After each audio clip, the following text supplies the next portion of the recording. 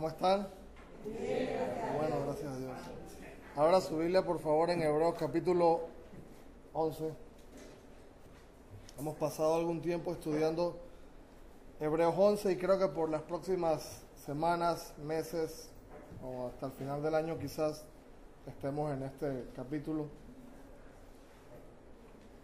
Antes de iniciar, les recuerdo la próxima semana, el próximo sábado 22, la iglesia de Chepo, los hermanos de Chepo, el ministerio de jóvenes, el pastor de jóvenes y su esposa, tienen en su corazón venir acá a Chorrera, estar acá con la iglesia de Chorrera ese sábado y ministrar a los jóvenes. Ellos tienen un programa ya predeterminado. Ellos van a venir y van a estar desde la mañana, van a hacer algunas actividades, van a hacer enseñanza, actividades deportivas. No conozco con exactitud el programa, pero es más o menos un convivio, una conferencia de jóvenes y creo que es muy importante y muy necesaria. Así es que exhorto a los jóvenes y a los padres también que envíen a sus hijos si tienen sobrinos, amigos, compañeros, cualesquiera que sea. Creo que es un buen tiempo, una buena oportunidad para que pasen tiempo unos con otros, con personas de sus mismas edades, con sus mismas inquietudes y creo que es un buen tiempo. Sábado 22, desde la mañana, creo que el miércoles les confirmo la hora, no estoy seguro si van a estar a las 8, a las 9 o a las 10, no me ha confirmado el hermano, pero sí ya tengan el espacio para que puedan, en verdad, y los que quieran de los hermanos estar acá y servir, bienvenidos. Damos gracias a Dios porque hemos terminado una semana muy bendecida, en verdad. Estamos muy contentos de lo que el Señor ha hecho con todas las actividades que hicieron los misioneros.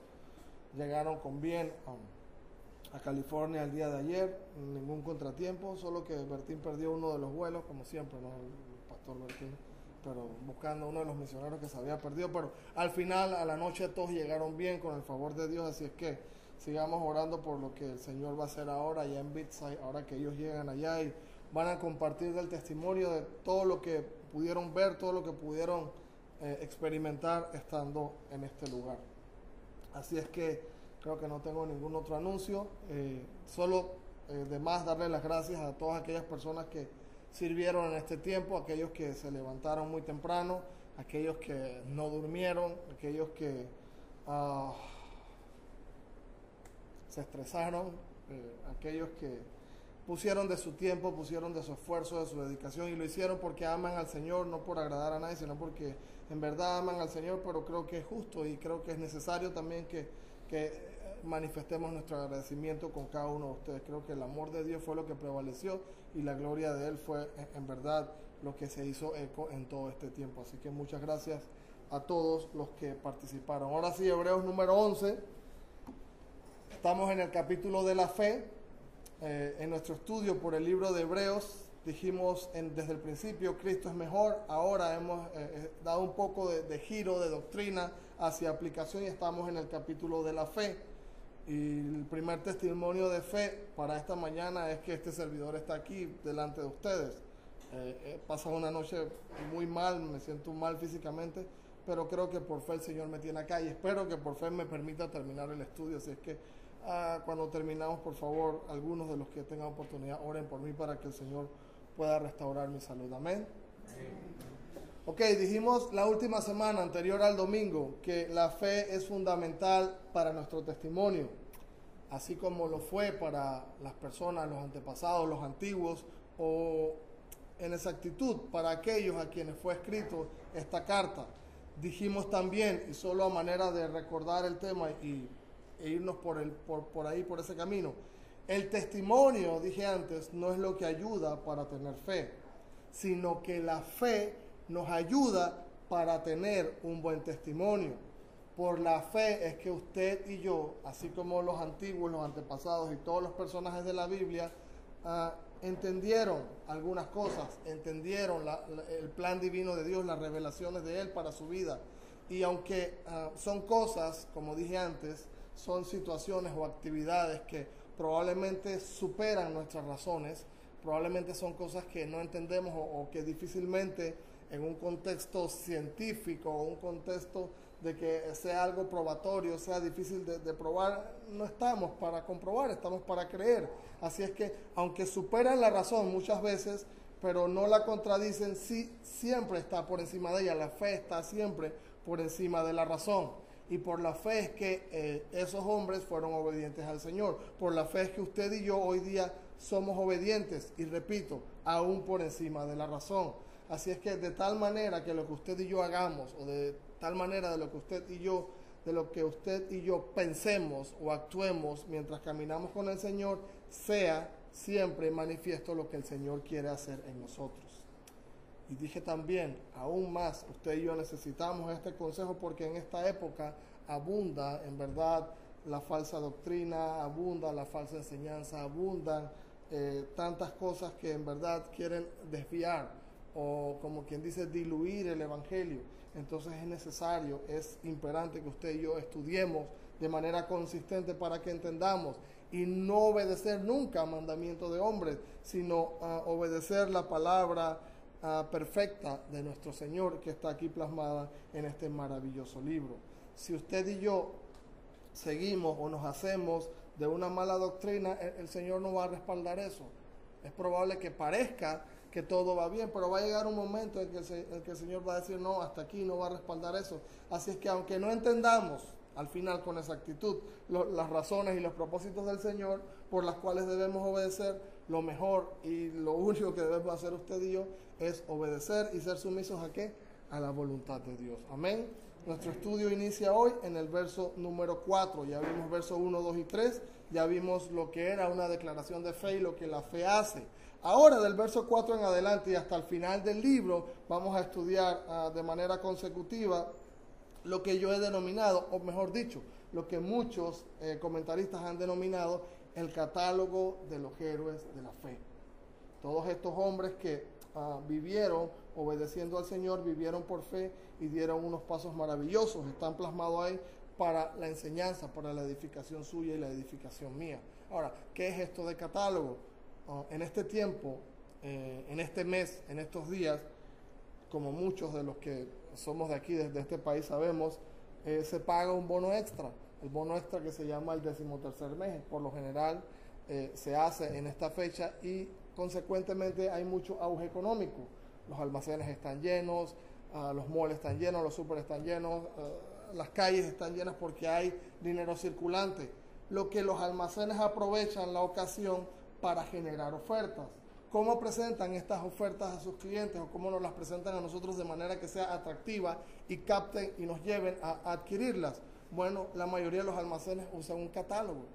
¿Sí? Un catálogo es simplemente un folleto con algunas hojas impresas donde muestran las bondades de los productos que tienen en oferta, los cuales deben ser en su momento un gancho para atraer a los clientes y que puedan adquirirlos. Eso hace el catálogo. Lo interesante de esto es que en el tiempo que se escribió esta carta, el autor de Hebreos probablemente no tenía ningún conocimiento de mercadeo y publicidad o administración o nada de eso, pero sí tenía la sabiduría de Dios, y utilizó la sabiduría de Dios inspirado por el Espíritu Santo para presentarle a estos hombres, a los judíos que estaban ya casi desanimados, a presentarle un catálogo de hombres con una oferta atractiva, diciendo: estos hombres obedecieron a Dios, estos hombres fueron bendecidos en gran manera por Dios, aun cuando al final de su vida algunos de ellos dieron su vida o presentaron su vida misma como sacrificio, pero fueron extremadamente bendecidos.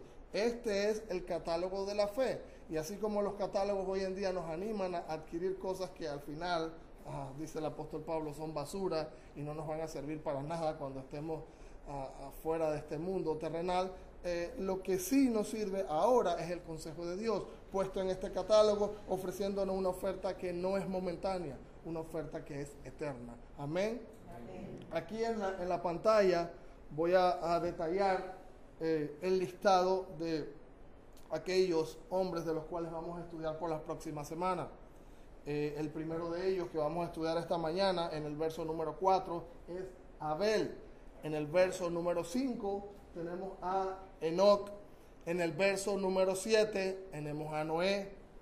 Verso número 8, está el padre de los judíos, Abraham. Verso número 11, ahí aparece una mujer. ¿Tenemos a quién? A Sara. Verso 20, Isaac. Verso 21, Jacob. Verso 22, José. Verso 23, Moisés. Verso 31, Rahab, otra mujer dentro de este catálogo de la fe. Gedeón, verso 32. Barak, verso 32 también, y no Obama.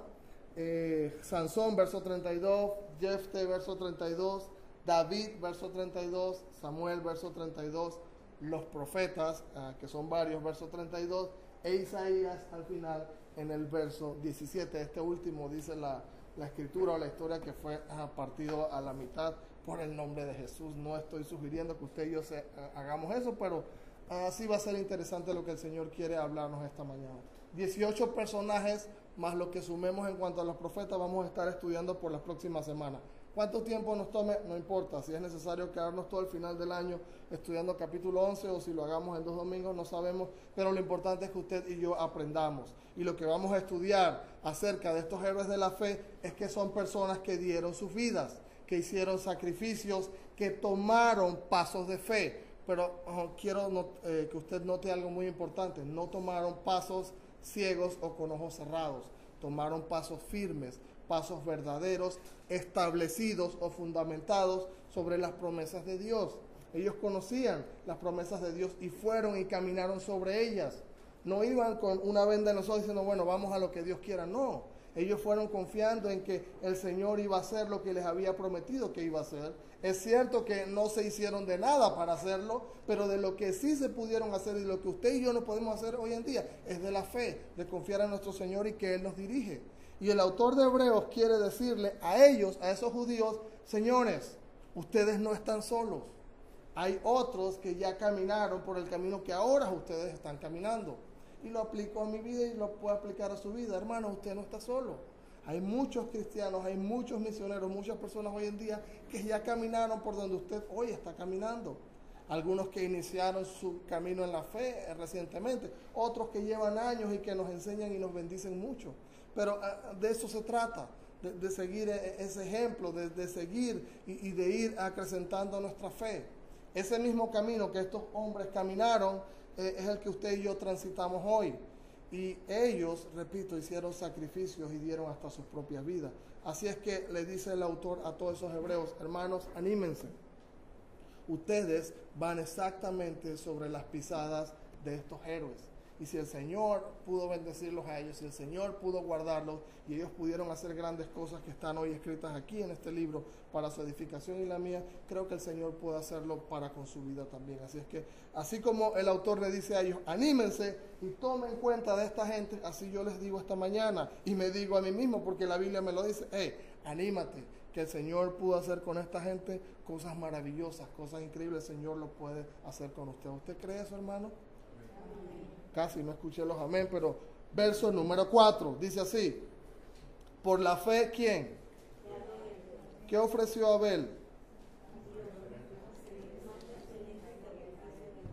Ok, estamos dormidos, empezamos otra vez, dice, por la fe Abel ofreció a Dios más que cosa, excelente sacrificio que ¿quién? Que Caín, por lo cual alcanzó testimonio de que era ¿qué cosa? Justo. Dando Dios testimonio, gracias hermana, de sus ofrendas y muerto aún, habla por ellas. Este es el primer héroe que vamos a estudiar y su nombre es Abel. Muchos conocemos ya porque ya he estudiado Génesis.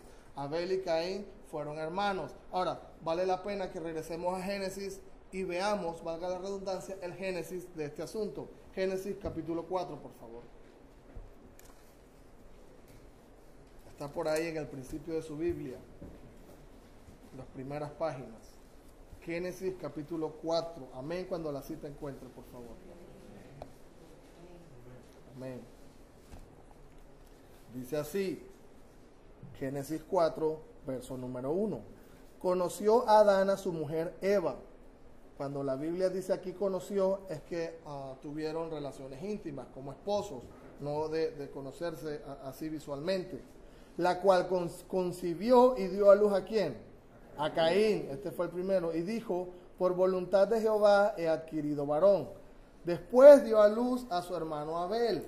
Y Abel, ¿qué fue? Pastor de ovejas. Y Caín, ¿qué fue? Labrador de tierras. Note, ambos hombres fueron hombres trabajadores. No estamos viendo aquí en ninguna manera uno que sí fue trabajador y otro que fue perezoso o vago. No. Ambos, dice aquí la Biblia, ambos tenían su trabajo y ambos cumplían con su trabajo. Esto es muy importante de notar, por lo que a continuación vamos a estudiar. Y Abel fue pastor de ovejas y Caín fue labrador de la tierra, como un agricultor. Verso número 3. Y aconteció andando el tiempo que Caín trajo del fruto de la tierra, ¿qué cosa? Una ofrenda a Jehová. Ahora, la lógica nos indica, si él era agricultor y cosechaba y era bueno en lo que hacía, probablemente de lo que él tenía y de lo que él hacía era lo que él le iba a ofrecer a Jehová. Pero usted va a notar más adelante algo muy interesante en cuanto a esa ofrenda que él va a dar. Y Abel también, de los primogénitos de sus ovejas, dio ¿qué cosa? De lo más gordo de ellas. Note, él tenía ovejas y la más gorda. ¿Se acuerda usted de mi perrito de Lucas, el rechoncho? Bueno, me imagino una oveja así de gorda. Esta es la mejor, la más gorda. Esta es la que le voy a ofrecer al Señor. Así que de los más gordos de ellas. ¿Y qué hizo Jehová? Dice, y miró Jehová con agrado ¿a quién? A Abel, a su ofrenda. Interesante. Ya aquí están los dos hombres presentando su ofrenda del fruto de su trabajo. Pero nota lo que dice en el verso número 5. Dice, pero no miró con agrado ¿a quién? A Caín y a la ofrenda suya. ¿Y qué hizo Caín inmediatamente cuando el Señor no lo miró con agrado? Dice, se ensañó Caín en gran manera y se decayó su semblante. Caín se molestó. Caín se sintió. Caín se puso mal. Se estresó, se frustró, no sé cuántos calificativos pudiéramos usar, pero se sintió realmente mal en su sentir, no físicamente, pero en su sentir. Verso 6, entonces Jehová le dijo a Caín, y esta es la razón principal por la cual usted y yo debemos entender este asunto. Entonces Jehová le dijo a Caín, ¿por qué te has ensañado? ¿Por qué ha decaído tu semblante? Si bien hicieres, no serás enaltecido. Y si no hicieres bien, el pecado está ¿dónde? A la puerta. Con todo esto, a ti será tu deseo y tú te enseñorearás de él. Verso 8. Y dijo a Caín a su hermano Abel, salgamos al campo. Y aconteció que estando ellos en el campo, Caín se levantó contra su hermano Abel y lo mató. ¿Por qué creen ustedes que Caín mató a Abel? ¿Qué se mira ahí? ¿Qué? Envidia. ¿Se imagina usted? Parece una página de primera plana de Crítica o El Siglo. Caín mató a Abel. ¿Cómo lo mató? No sé. Ahí está la página, Abel en el piso, muerto en sangre, y Caín ahí, como presenta nuestro... Este es el primer homicidio de la historia de la humanidad. Usted y yo nos sorprendemos cuando vemos tantos homicidios, pero ya aquí en capítulo 4 estamos viendo el primer homicidio. ¿Y qué lo generó? La envidia. La envidia porque Jehová se había agradado de la ofrenda que el hermano le había dado. Ahora, dije al principio, ambos dieron la ofrenda de lo que hacían. En ningún momento dice aquí, bueno, Caín era un vago y fue nada. Caín trabajaba. Pero él tenía un problema. Ahora, ha habido muchas interpretaciones, y presta atención aquí, han habido muchas interpretaciones en cuanto a estos versos. Sobre todo por el hecho, bueno, Dios aceptó la de... Abel porque era una oveja y se podía degollar y la sangre y esto y que el otro. No estamos muy de acuerdo con esa afirmación. ¿Por qué? Porque la Biblia se explica a sí misma y la explicación está en el verso número 7. En el verso número 7 dice así, si hicieres bien no serás enaltecido. Si no hicieres bien, ¿qué cosa? El pecado está a la puerta. Ambas ofrendas, hermano, ponga atención, ambas ofrendas eran buenas. Según la ley de Moisés, los animales, los granos, las cosechas, todo era permitido. Los animales para ser degollados y ser ofrecidos y quemados, los granos y las cosechas para preparar aquel pan y quemarlo y ofrecerlo como ofrenda de paz, usted lo sabe y ha estudiado Levítico. Pero ¿qué fue lo que hizo la diferencia? La diferencia la hicieron dos cosas, lo que está en el verso 7, y vuelva por favor a Hebreos número 11. Y ahí vamos a tener la clave. Hebreos número 11. Ya hablé del pecado en Génesis. Ahora vamos a ver en el verso número 11. Perdón, en Hebreos número 11. En el verso 4. ¿Cuáles son las tres primeras palabras que dice ahí? Por la fe. ¿Se da cuenta? Por la fe fue que la ofrenda de Abel fue aceptada delante del Señor. No tenía absolutamente nada que ver con lo físico. No tenía absolutamente nada que ver en el contexto de lo material. De bueno, la oveja era más gorda y estaba más pretty que de repente los granos. No tenía que ver con nada de eso. Tenía que ver única y exclusivamente con la intención del corazón de aquel que estaba dando la ofrenda. Abel dio su ofrenda basada en qué cosa? En la fe, en la confianza de que él quería agradar al Señor desde dentro de su corazón. Y él confió y quiso agradar a Dios de forma genuina. En miércoles estudiamos 3 marcas indelebles o imborrables de un cristiano genuino. ¿Lo recuerda? Bueno, una o 2 o 3 de estas marcas están en este hombre. Él confió en el Señor y dijo, Señor, te doy esto porque confío en ti, porque lo hago desde el fondo de mi corazón. No era solo que él quería quedar bien con Dios o cumplir con un requisito religioso, él quería agradar a Dios y lo hizo con un corazón sincero. Sin embargo, dice Génesis que el pecado estaba a la puerta ¿de quién? De Caín. Dios le dijo, pilas porque tienes el pecado a la puerta y se va a enseñorear de ti. Caín tenía algo en su corazón que no le dejaba estar en una relación directa con el Señor. Y ese fue el motivo por el cual su ofrenda no fue aceptable. Y aquí viene la parte importante. Ambas ofrendas eran bien calificadas para ser aceptadas. Ambos hombres trabajaron de manera genuina para ofrecer la ofrenda. El problema es que cuando los dos se la presentan al Señor, uno lo hace con un corazón derramado y sincero, otro lo hace llevando un pecado a cuestas. Uno lo hace diciendo, bueno, voy a llevar la ofrenda, tengo este problema, pero voy a llevar la ofrenda para cumplir, queda bien con el Señor.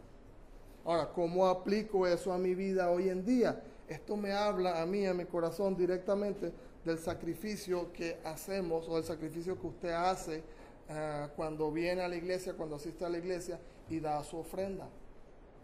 Ya dice mucho, ya va el hermano, se acaba de divertir y ya va a pedir plata. No, este contexto tiene que ver con esto y es mi deber explicarlo, es mi deber hacer énfasis. Cuando usted ofrece algo al Señor, ya sea ofrenda, diezmo, como usted quiera llamarlo, cualquier cosa que usted disponga para el Señor, usted lo está tomando y lo coloca en las manos del Señor. Y note la manera correcta como lo hizo Abel. Usted lo pone en las manos del Señor y piensa o siente en su corazón, en verdad, Señor, esto que estoy dando yo lo necesito.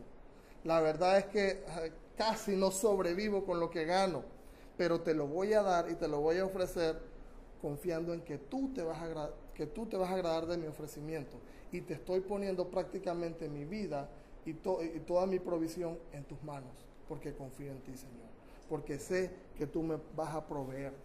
Aunque yo sé que no tengo lo suficiente para sobrevivir con lo que me pagan, yo te lo ofrezco, Señor. Y espero que tú seas el que provea para mis necesidades. Esto es interesante. Esto es interesante porque muchos de nosotros recibimos y comenzamos a hacer cuentas y cuentas y cuentas y pagamos aquí, pagamos allá y pagamos allá. Y al final decimos, bueno, Señor, agárrate de eso, que eso fue lo que me sobró. Como si fuera lo mejor que hicimos y decimos, oh, con tanto esfuerzo le estoy dando esto que me sobra al Señor. Después que he pagado todas mis cuentas, después que he ido al cine, después que he ido a los buenos restaurantes, después que he gastado dinero en cosas que no me edifican a mí ni edifican mi vida. Aclaro, no estoy diciendo que usted debe tomar todo su dinero y traerlo, ni tampoco le estoy pidiendo dinero. La enseñanza es clara y no hacemos eso en esta iglesia. Pero lo que sí debo hacer y lo que sí debe ser justo es darle una aplicación exacta de lo que estos versos nos enseñan. Y lo que estos versos nos enseñan es que el tema de ofrendar o el tema de ofrecer algo a Dios es hacerlo porque confío en que el Señor me va a proveer.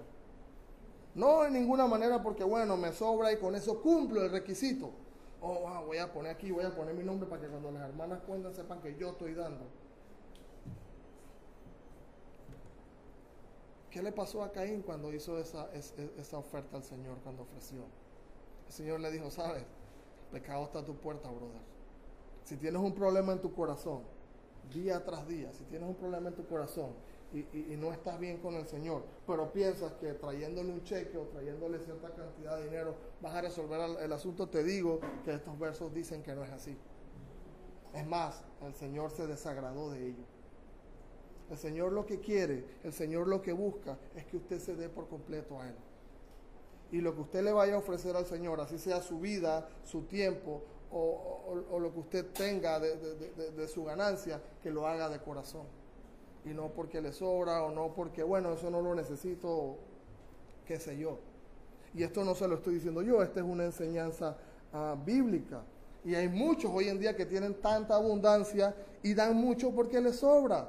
Y el Señor dice, ahí no hay mucho sacrificio, porque al final estás dando lo que te sobra, aun cuando estás dando un montón. Ahora, yo quiero que usted mismo corrobore eso y no piense que esto que yo se lo estoy diciendo es mi capricho. Así es que busque por favor Marcos capítulo 12. Marcos capítulo 12 y vamos a ver una enseñanza del propio Jesús.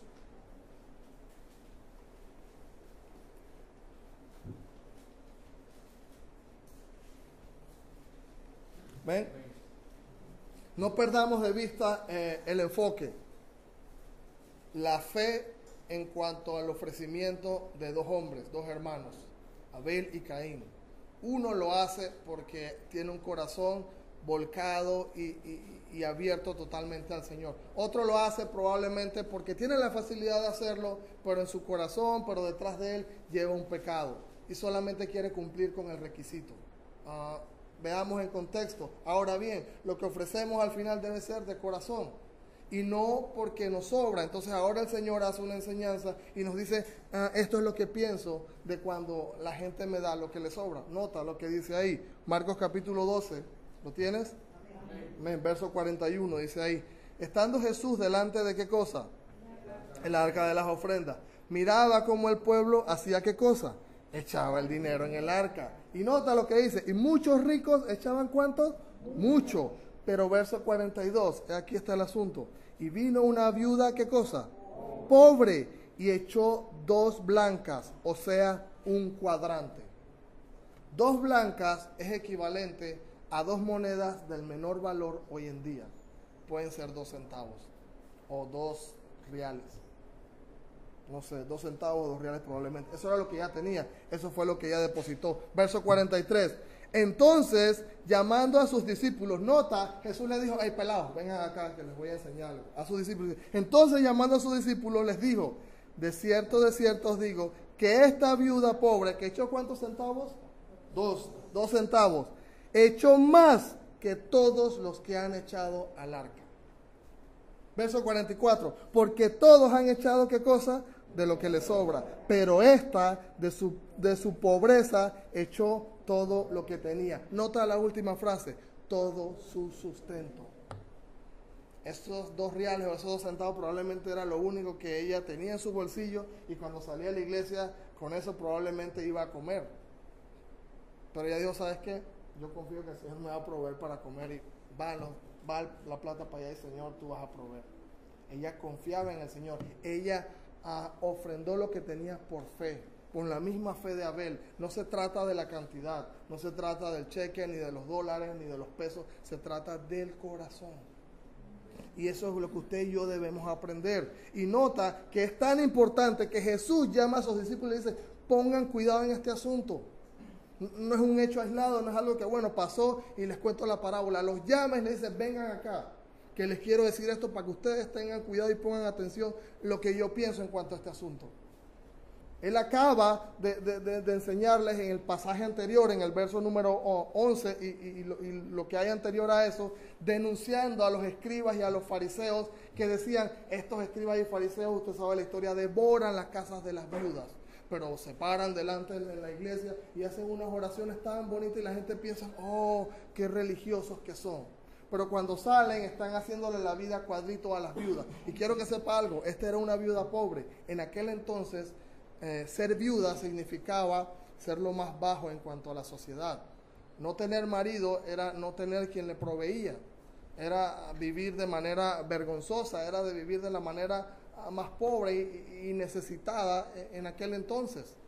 Y encima de eso, todos estos judíos y fariseos que trabajaban para la religión, eran asalariados de la religión y que tenían mucha plata y mucha ropa bonita, se la pasaban orando y molestándole la vida, haciéndole la vida cuadritos a la viuda.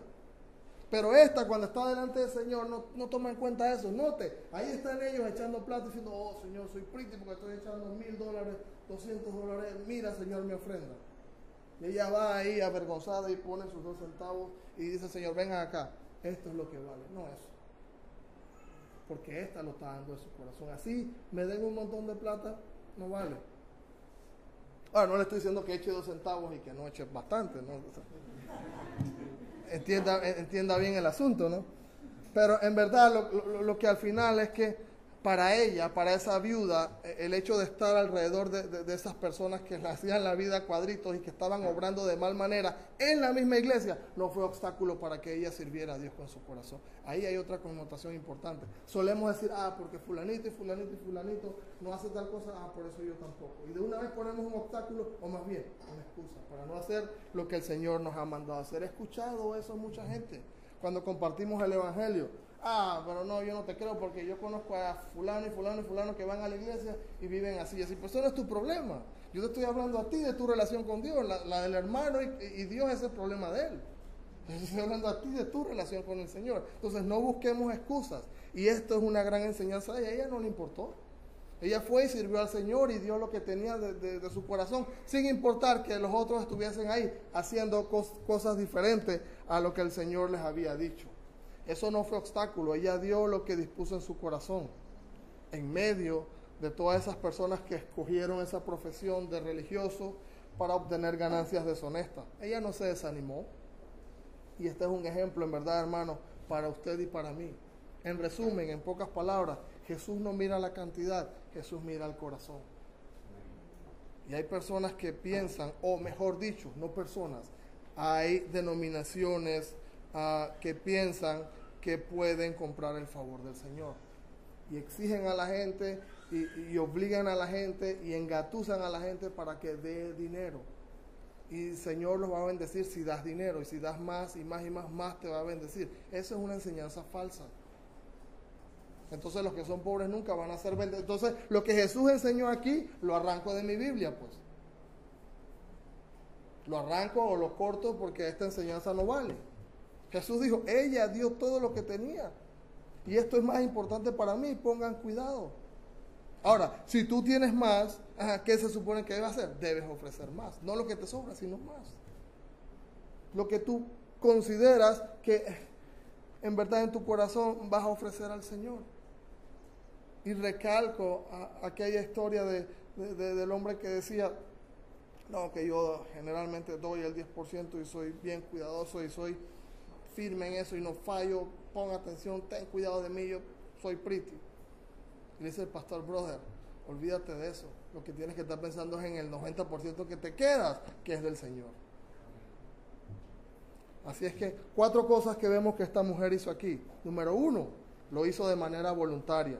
Número 2, lo hizo rindiendo al corazón. Número 3, lo hizo por amor al Señor. Y número 4, lo hizo con sacrificio y abnegación. Dice al final, ese era su sustento. Ella dice, Señor, susténtame. ¿Cuántos de nosotros somos capaces de hacer eso? Creo que me avergüenzo de leer esto porque no pienso o no he actuado de la misma manera que esta mujer.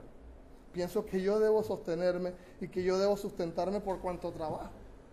Y no pongo todo en las manos de Dios y decirle, Señor, en verdad, susténtame. Ahora, conozco mucha gente que sí hace eso y que está a mi alrededor. Y me ministra tanto el hecho de saber, yo vivo por fe y el Señor es quien me sustenta. Eso me anima, eso nos anima y eso es lo que el Señor enseña a través de todos estos hombres. Y eso fue lo que hizo Abel, tuvo fe, creyó por fe y ofreció por fe. Mas Caín no lo hizo de esa manera.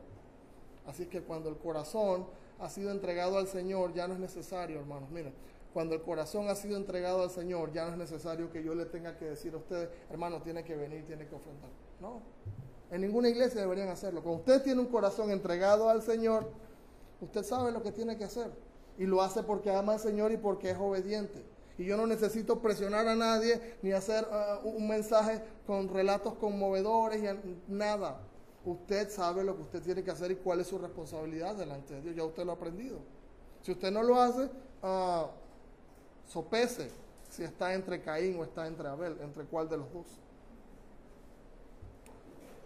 Hermanos, Dios en realidad no necesita de nuestro dinero. Él no lo requiere, Él no está en quiebra.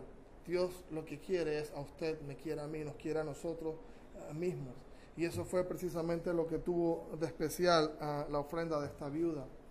Ella realmente dio todo y puso su confianza en el Señor.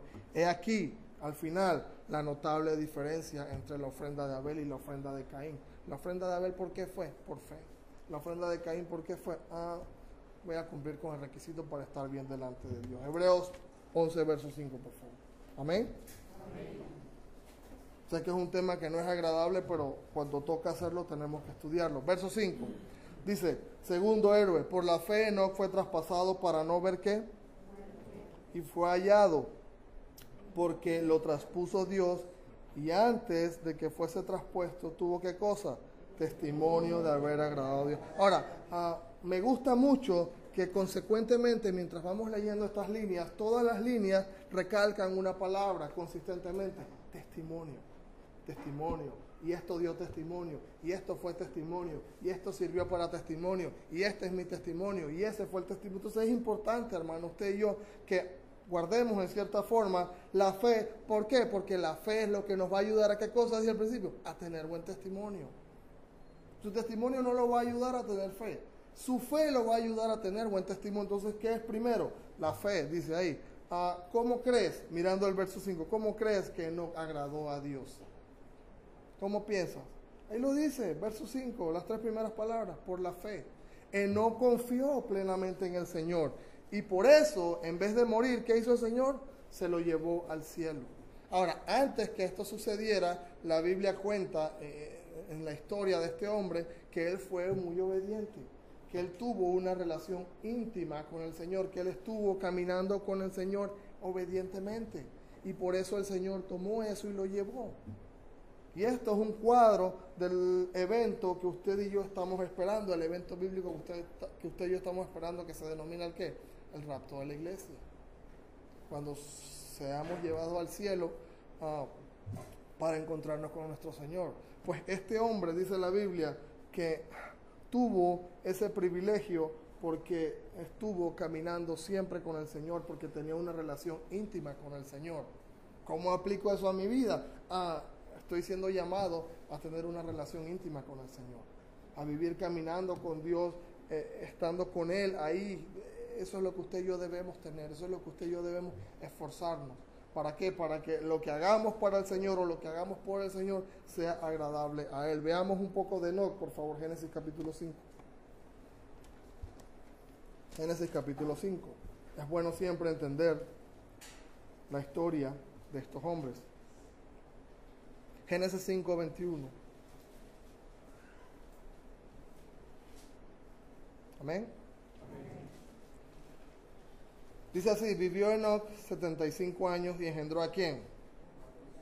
A Matusalén, personaje muy conocido. Hay un dicho por ahí que dice más viejo que Matusalén, un dicho muy parameño. Verso 22, y caminó Enoc ¿con quién? Notas, y caminó Enoc con Dios. Después que engendró a Matusalén, 300 años. Nota eso. ¿Viste la cantidad de tiempo que dice la Biblia que él caminó con Dios? 300 años. Eso es un poco de tiempo. Un poco bastante. Y engendró hijos e hijas. Y fueron todos los días de Enoc, 300 ¿qué? 65. Y caminó pues nuevamente, se hace énfasis. Y caminó pues Enoc con Dios y desapareció. ¿Por qué? Porque Dios se lo llevó. Simple. Ahí está. Enoc tuvo fe. Y esa fe lo llevó a tener ese testimonio y lo llevó a tener esa relación íntima con el Señor y caminó con el Señor. ¿Cuántos años? 300 y pico. Yo llevo unos 6, 7 años caminando con el Señor y a veces me siento cansado. Y cuando miro este verso entonces me siento tan ridículo porque no caminó 365 años hasta que el Señor se lo llevó. Y lo que el Señor me está diciendo ahí, camina conmigo. Pon tu confianza en mí. Al final de eso se trata la fe. Confiar en el Señor. Poner todo en sus manos. Que Él sea el que nos guíe. Ahora, suena muy bonito. suena muy pretty y lo decimos y lo enseñamos y es una doctrina tan maravillosa, pero es tan difícil que caminemos en esa doctrina. Es tan difícil para usted y para mí. Ahora vaya a Judas, por favor, capítulo 1. Judas capítulo 1, bueno, es el único capítulo, verso 14. Habla también de Enoc. Y note aquí algo interesante. Judas 14, ¿lo tiene? Antes de Apocalipsis.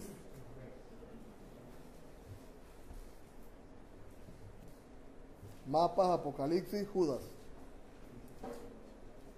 Dice así, verso 14. De estos también profetizó ¿quién? Enoc. Dice ahí, séptimo desde Adán, diciendo, he aquí vino el Señor con sus santas decenas de millares, para hacer juicios contra todos y dejar convictos a todos quienes, los impíos, y a todas sus obras ¿qué? Impías, que han hecho como impíamente, y de todas las cosas duras de los pecadores impíos han hablado en contra de él. ¿Se da cuenta? Aquí una vez más el contraste. Abel y Caín. Abel ofreciendo todo a Dios de un corazón derramado, confiando en Dios, pero Caín teniendo un pecado ahí quizás a cuestas o quizás en su corazón. Ahora se habla de Enoc y Enoc hace una balanza y dice, Enoc fue llevado directamente por el Señor porque confió en él y caminó con él, pero Enoc dice y profetiza, hay juicio para quienes, para los impíos que hacen obras impías, que actúan impíamente y que tienen pecado y que están en contra del Señor. Entonces al final la enseñanza es consistente. Confío en Dios, tengo fe en Dios y actúo de acuerdo a la voluntad de Dios porque creo en Él. Mas si tengo pecado, mas si actúo de manera impíamente, mas si hay pecado en mi corazón, si mi corazón alberga envidia alberga odio, alberga cualquier cosa que no es agradable a Dios, ¿qué voy a recibir? Dice la Biblia, castigo. Entonces el Señor no me va a bendecir. Y estamos estudiando de héroes de la fe que fueron bendecidos por el Señor. Entonces, ¿cuál ahí sería la estrategia? Caminar con el Señor, poner nuestra confianza en Dios, seguirle ¿a quién? A Él. ¿Por qué? Porque lo dice el verso número 6. Vea lo que dice el verso 6. Hebreos 11. Hebreos 11, 6. Amén. Pero sin fe es imposible agradar a Dios, porque es necesario que el que se acerca a Dios crea que le hay y que es galardonador de los que le buscan. Note, acabamos de decir que no estuvo, ¿qué cosa? Caminando cerca de Dios. Y ahora el verso 6 dice que es necesario que nos acerquemos a Dios y que creamos en Él y que sepamos que no solo vamos a caminar con Él, sino que Él nos va a premiar. Dice ahí, Él es galardonador. ¿Y por qué? Porque sin fe es imposible agradar a Dios. Ahora, ¿cuántos de nosotros, de los que estamos aquí en este lugar, queremos agradar a Dios? ¿Cuántos? ¿Cuántos de ustedes en su corazón, en su mente, aún en las cosas que hemos fallado, aún en las cosas que nos hemos equivocado, en verdad tenemos ese deseo en nuestro corazón de agradar a Dios? Creo que la mayoría, Dios quiera que no me equivoque, la mayoría, pero dice este pasaje que la única manera de agradar a Dios es teniendo fe y confiando en Él, viviendo una vida de fe. Y Él va a dar premio, no sé lo maravilloso, y Él va a dar premio a quienes, a los que ponen su fe en Él. Seremos recompensados por nuestra fe. Ahora, no terrenalmente, pero sí en el cielo. Ahora confiamos en Él y Él nos va a sustentar, Él nos va a proveer para nuestra necesidad. Enseñanza errónea. Doy, Dios me va a bendecir aquí. Las bendiciones aquí terrenalmente no sirven para nada. Las que sirven son ¿cuáles? Las que están en el cielo. Y es necesario entonces que expongamos lo mejor de nosotros. ¿Para qué? Para que cuando sea ese momento, en verdad, seamos recompensados por nuestra fe. La pregunta es, ¿qué estás haciendo tú para confiar en el Señor? ¿Qué estás dando? ¿Qué le estás ofreciendo? Esto me recuerda a aquella historia de David, ahí en 2 de Samuel, verso 24, cuando David, para aplacar la plaga en Israel, dijo, necesito ofrecerle un altar al Señor, necesito construir algo. Y se fue ahí al lugar ese, estoy parafraseando, no dice así, Y se fue al lugar ese ahí de los bienes raíces a encontrar un buen tipo que ofreciera un buen terreno y hacer un negocio con él, pero no encontró al de bienes raíces, sino que habló directamente con el dueño del terreno.